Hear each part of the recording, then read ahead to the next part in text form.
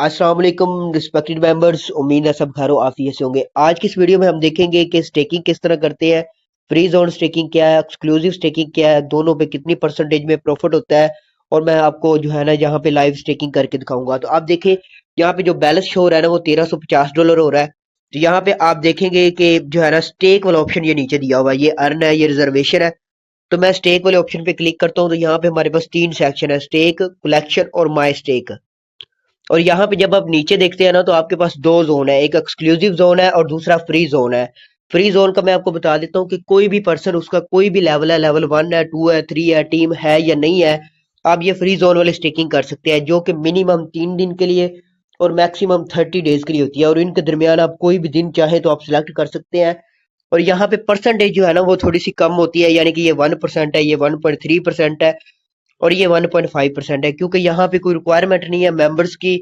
और यहाँ पे जो है ना लेवल्स की रिक्वायरमेंट भी नहीं है, लेवल 1 वाला भी कर सकता है। और उसके बाद आपके पास चॉइस होती है डेज के लिए, लेकिन प्रॉफिट कम है यहाँ पे।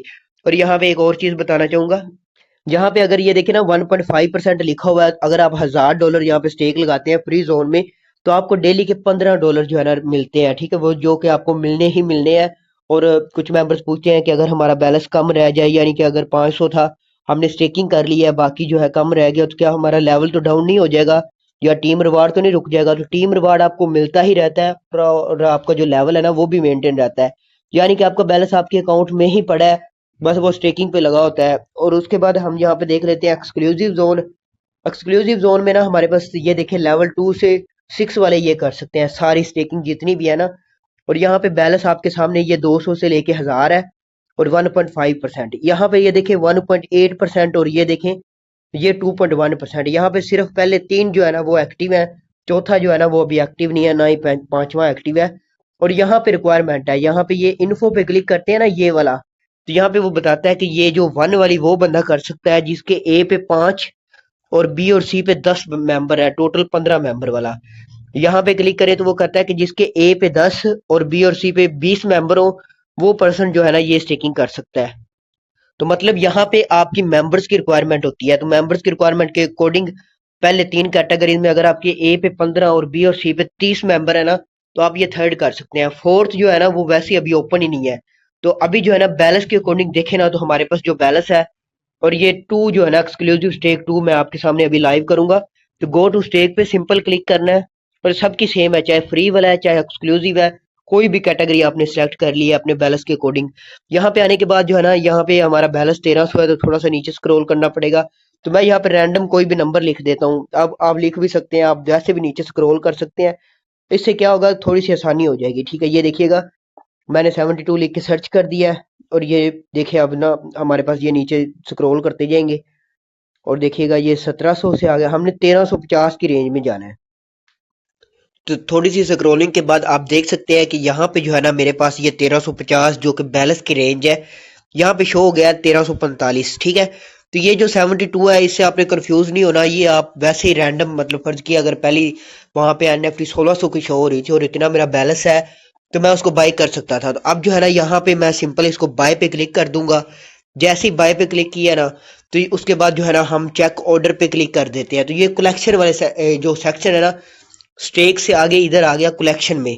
जैसे हमारा रिजर्वेशन का एक रिजर्वेशन वाला सेक्शन होता है और दूसरा कलेक्शन वाला होता है जहां पे जाके हम सेल करते हैं। तो यहाँ पे जो है ना दो ऑप्शन आ रहे हैं, एक है स्टेक और एक सेल।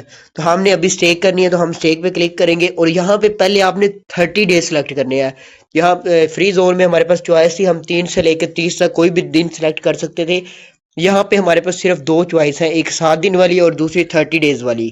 तो आपने क्या करना है कि पहले ये 30 डेज सेलेक्ट करने का मकसद ये है कि अगर वो कहे कि इनसफिशिएंट डेज, तो वो आपका एरर नहीं आता। तो इसलिए हमने पहले 30 डेज सेलेक्ट किए और बाद में 7 डेज वापस सेलेक्ट करने हैं। और आपने ये मैक्सिमम 7 दिन की ही लगानी है, क्योंकि 7 दिन बाद हमें ये सारा बैलेंस वापस रिटर्न हो जाता है, तो हम जो है ना उससे रिजर्वेशन भी कर सकते हैं। तो ये ऐसे ही मैंने इसको 7 डेज किया और स्टेक पे क्लिक किया, तो ये देखें ये स्टेकिंग डन हो गई है। ये देखिए अब कलेक्शन के बाद ये ना माई स्टेक वाले सेक्शन में आ गया, मतलब ये हमारी स्टेकिंग लग चुकी है। और यहाँ पे ये देखिए डेली का जो है ना 1.8% के अकॉर्डिंग ये प्रॉफिट इनकम यहाँ पे ऐड होती रहेगी। ये एक्सक्लूसिव स्टेकिंग जो होती है ना, जैसे ही ये 33 है ना, तो अगर फर्ज किया कल ये 50 हो जाते हैं तो मैं ये $50 अपनी रिजर्वेशन के लिए यूज कर सकता हूँ। बाकी जो मेरे ये 1868 है ना, ये जब मेरे डेज पूरे हो जाएंगे तब ये हमें कलेक्शन वाले सेक्शन में आ जाती है, जहां से हम सेल कर देते होते हैं। तो ये सिंपल सा प्रोसीजर है। मतलब कि अगर आप 7 दिन ना भी ओपन करें, डेली प्रॉफिट ना भी क्लेम करें, तो 7 दिन बाद आप सारा प्रॉफिट इकट्ठा क्लेम कर सकते हैं। लेकिन ये जो आपकी एक्चुअल अमाउंट होती है ना, ये आपको 7 डेज बाद रिटर्न होती है, जितने दिन की स्टेकिंग लगी हुई है।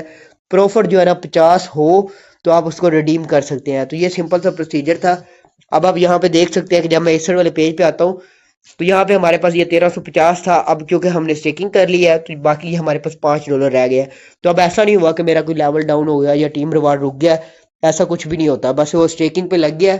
तो ये सिंपल सा प्रोसीजर था स्टेकिंग का। कोई भी स्टेकिंग किसी भी तरह की आप कर रहे हैं, तो ये हमारा माई स्टेक वाला एक सेक्शन है, और यहाँ से आप बाय करके सिंपल उसको कलेक्शन पे जाके यहाँ पे आप उसको स्टेक कर देते होते हैं। तो ये आप पे डिपेंड होता है आप कितने डेज के लिए सिलेक्ट करते हैं। उसके बाद अगर आपका कोई भी क्वेश्चन हो तो आप पूछ सकते हैं। Thank you so much.